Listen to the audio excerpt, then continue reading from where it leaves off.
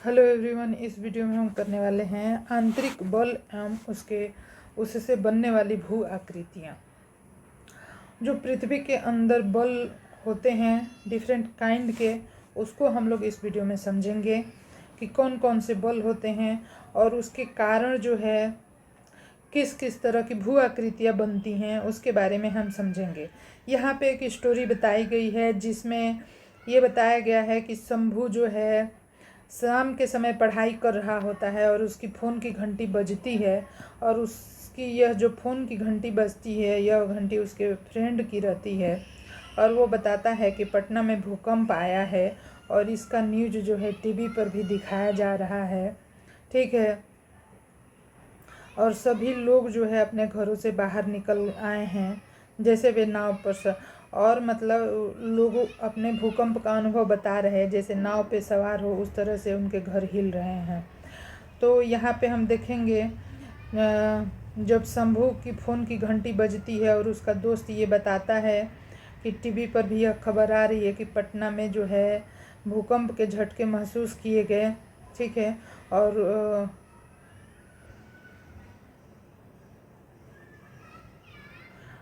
जो है शंभू की माँ और बहन को भी ये झटके महसूस किए थे और सभी लोग बाहर घर से निकल जाते हैं और इस बारे में चर्चा करते हैं। अगले दिन जो है भूकंप से जुड़ी हुई खबरों की भरमार रहती है। जितने भी लोग हैं सभी भूकंप के बारे में ही बातें कर रहे होते हैं। लोग जो है रात के समय सो नहीं पाते हैं, डरे रहते हैं। प्रशासन ने भूवैज्ञानिकों को बुलाया, कई जगहों पर कुछ उपकरण लगाए, रात में उन्होंने चर्चा का आयोजन किया। ठीक है, मतलब कि जब एक बार भूकंप आ जाता है तो उसका फिर से आने की संभावना बहुत ज़्यादा रहती है, इसलिए लोग जो है उस पर चर्चा कर रहे हैं।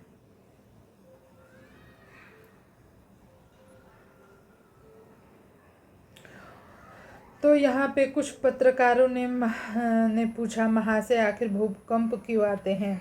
जो भूवैज्ञानिक हैं वो ये जानते हैं कि भूकंप कैसे आता है और भूवैज्ञानिकों से ही इसका जो है इसके बारे में सही सही पता लगाया जा सकता है कि भूकंप क्यों आते हैं।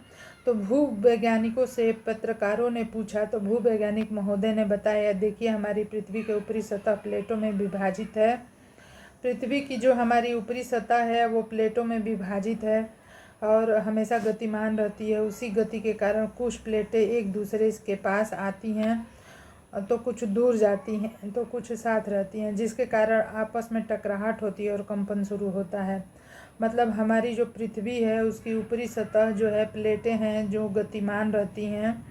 और मान लीजिए कि ये एक प्लेट हो गया और ये एक प्लेट हो गया, तो कभी ये जो है इस दिशा में भी मूव करता है और ये प्लेट भी ये इस दिशा में भी मूव कर सकता है और ये ऊपर या नीचे भी मूव कर सकता है। हर एक प्लेट में ये स्वतंत्रता होती है।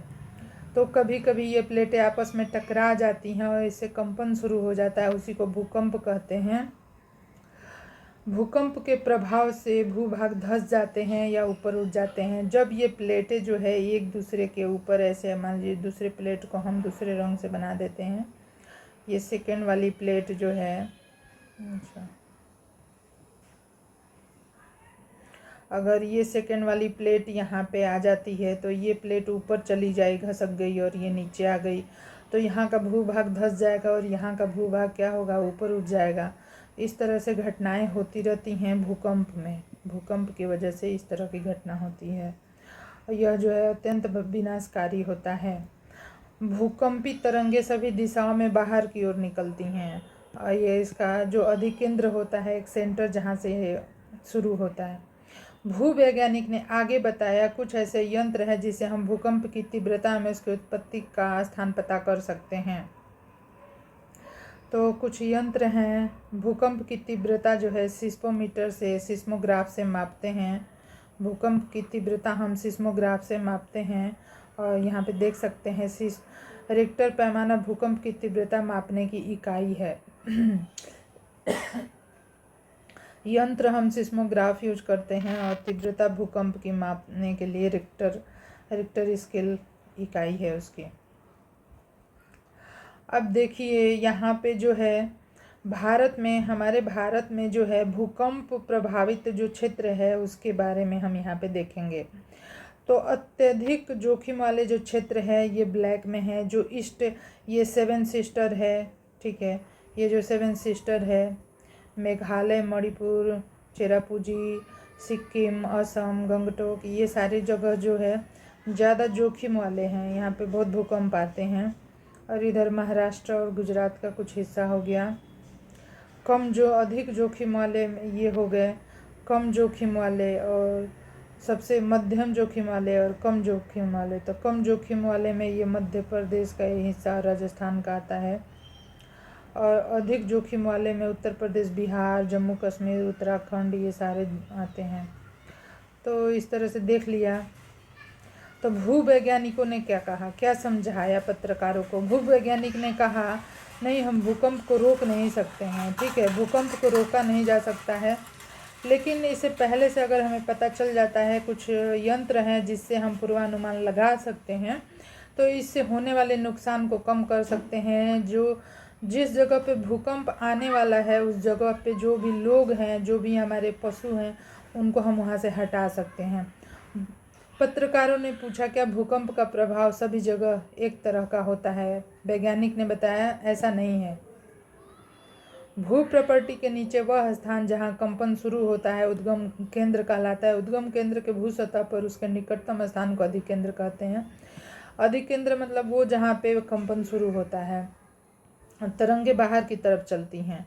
पत्रकारों ने पूछा भूकंप आने पर हमें क्या करना चाहिए। तो जिससे कि भूकंप आने पे घबराना नहीं चाहिए। मजबूत मेज, पलंग, चौकी के नीचे छुप जाना चाहिए। आगे वाले सामान, चिमनी, कमज़ोर छत या कमज़ोर दीवारों से दूर हट जाएं। मतलब घर जो है क्या होते हैं, गिर जाते हैं, घर गिर जाते हैं, कमज़ोर छतें गिर जाती हैं, कमज़ोर दीवारें गिर जाती हैं। तो इसलिए वहाँ से हट ही जाना चाहिए। खुले में जाना, खुले मैदान पे संभव हो तो हमें तुरंत पहुँच जाना चाहिए। अब नेक्स्ट हमें जो पढ़ना है वो है ज्वालामुखी। यहाँ से मैग्मा किस तरह से निकलता है देख सकते हैं। वेंट होता है, इस पाइप जैसा जिस रास्ते ये निकलता है उसको वेंट कहते हैं। इसे निकास द्वार भी कहते हैं।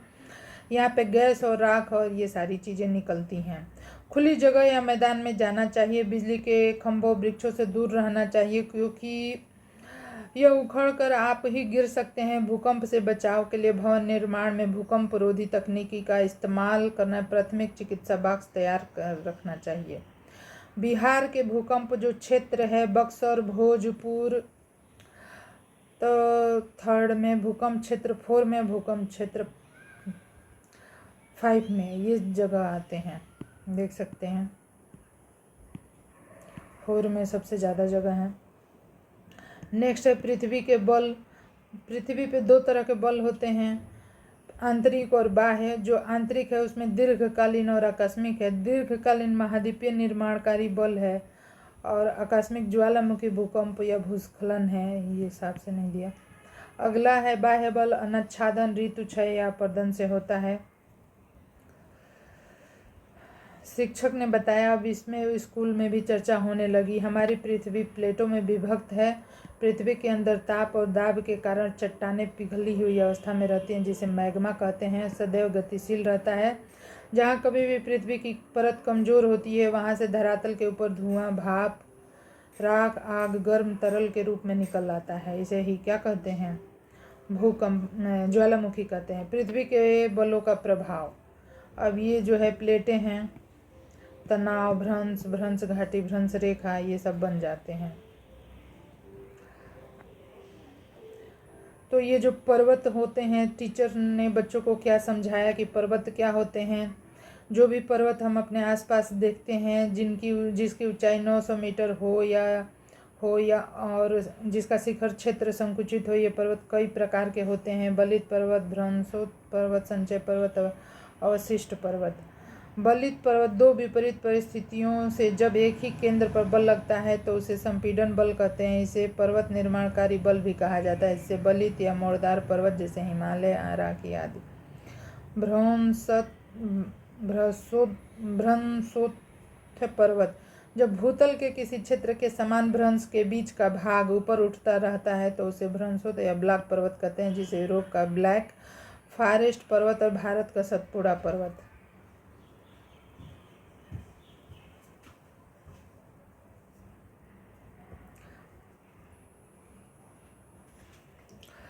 संचयन पर्वत। ज्वालामुखी द्वारा निकले लावा एवं अन्य पदार्थ ठंडा होकर जम जाते हैं, जब ये पर्वत का रूप ले लेते हैं। संघन पर्वत या ज्वालामुखी पर्वत कहा जाता है, जैसे जापान का फ्यूकुशिमा, अफ्रीका का किलिमंजारो आदि।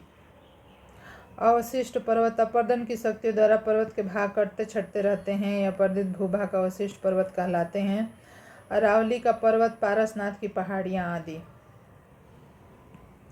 संचयन पर्वत ये किस तरह से बनते हैं देख सकते हैं। पठार जो होते हैं, ऊंचे नज़र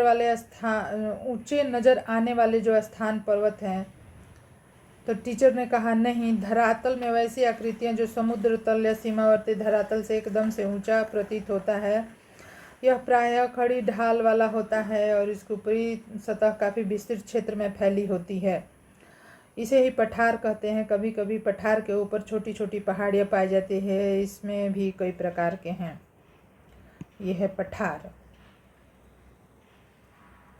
ये बहुत दूर दूर तक ऊंचाई से बराबर ऊंचाई भी रहती है, बहुत दूर तक इनका क्षेत्रफल रहता है।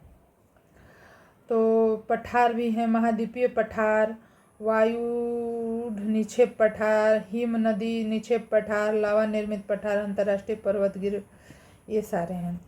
मैदान में क्या क्या चीज़ें आती हैं? जो समतल भूमि होती है वही मैदान होता है, ठीक है। सामान्य ढाल, शिक्षक ने हंसते हुए कहा, गंगा का मैदान जो है सामान्य ढाल और समतल भूमि वाले क्षेत्र कहलाते हैं। समुद्र तल से ऊंचे या नीचे भी हो सकते हैं। ये प्रायः एक ही प्रकार की मिट्टी से बने होते हैं। ग्लोबल वार्मिंग के चलते समुद्र तल बढ़ रहा है, जिसके कारण कुछ मैदान समुद्र तल के नीचे होते जा रहे हैं।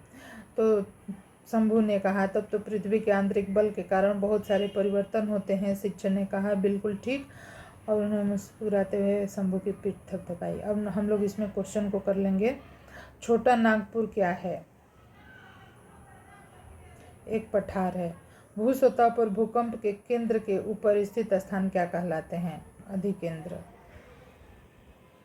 भारत को कितने भूकंप तीव्रता के क्षेत्रों में बांटा गया है? 5। सतपुड़ा पर्वत उदाहरण है। भ्रंश घाटी, वलित पर्वत, ब्लैक पर्वत, तो भ्रंशोत्तर पर्वत का। तो इसको हम देख लेते हैं। जो पर्वत हैं इसमें टाइप ऑफ पर्वत दिया है, इसको एक बार और समझ लेते हैं। पर्वत जो होते हैं कई तरह के होते हैं। जो मोड़दार होते हैं, जैसे हिमालय हो गया, हिमालय जो हो गया राकी, ये भ्रंश घाटी हो गई। जो पर्वत हो गए से बलित या मोड़दार पर्वत कहते हैं। हिमालय और राकी है भ्रंश। तो यहाँ पे देखिए, मोड़दार जो पर्वत हैं ये इस तरह से बने हैं। मोड़दार पर्वत इस तरह से ऊंचा नीचा ऐसे बने हैं। संचयन जो पर्वत हैं ये भ्रंशोत्तर पर्वत हैं, भ्रंशोत्तर पर्वत हैं, और यह जो है संचयन पर्वत है। बहुत ही आसान है। 3 तरह के पर्वत है। जो संचयन पर्वत है, कोई भी जो पत्थर है वो एक जगह एकत्रित होकर जब बनाएगा तो संचयन हो जाएगा। भ्रंशोत्तर में क्या होता है, भूकंप वगैरह आता है और बीच की प्लेट जो है ऊपर उठ जाती है। देखिए यहाँ पे बीच की जो प्लेट है ऊपर उठ गई है, हाँ, तो ये भ्रंशोत्तर पर्वत हो गया। और मोड़दार में संचयन, भ्रंशोत्तर ये मोड़दार में हो गया। तो यहाँ पे हम देख सकते हैं कि जो भ्रंशोत्तर है, जैसे यूरोप के ब्लैक फॉरेस्ट पर्वत और भारत का सतपुड़ा पर्वत भ्रंशोत्तर का उदाहरण है। अब यहाँ पे हम जो क्वेश्चन कर रहे थे तो हमने सही लगाया है। अब यहाँ पे मिलान करना है हमें। तो देखिए, तो हिमालय जो है हिमालय जो है मोड़दार पर्वत है। हिमालय जो है बलित या मोड़दार पर्वत है, ठीक है। फ्यूजियामा जो हो गया अरावली, और दक्कन का तो पठार है। तो लावा निर्मित पठार, यह जो है दक्कन का पठार है। और फ्यूजियामा जो है, फ्यूजियामा अवशिष्ट पर्वत है, और अरावली जो है संचयन पर्वत है। तो ये हो गया क्वेश्चन आंसर, इसके मैं बाद में करा दूंगी। तो वीडियो आपको कैसा लगा ज़रूर से बताएं। चैनल को लाइक करें, चैनल को सब्सक्राइब करें, लाइक करें वीडियोस को और शेयर करें। धन्यवाद।